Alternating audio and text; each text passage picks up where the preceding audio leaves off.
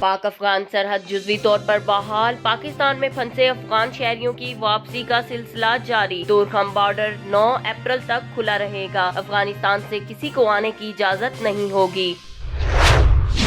दुनिया भर में कोरोना केसेस की तादाद 12,74,000 से जायद। मौलिक वायरस 69,400 से जायद जाने निकल गया। 2,64,000 से जायद अफराद सेहतियाब।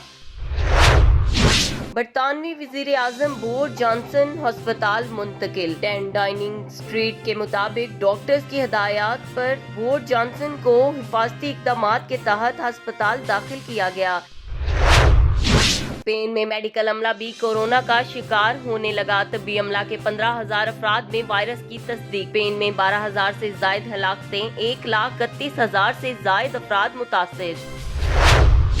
वज़ीर आज़म इमरान खान कहते हैं, कोई भी ताकतवर गिरोह अवाम के मफादात का खून करके मुनाफा समेटने के काबिल नहीं रहेगा। चीनी और आटा बहरान पैदा करके करोड़ों कमाने वालों के खिलाफ कार्रवाई होगी। बस 25 अप्रैल तक फ्रांसिक ऑडिट के नताइज का इंतजार है।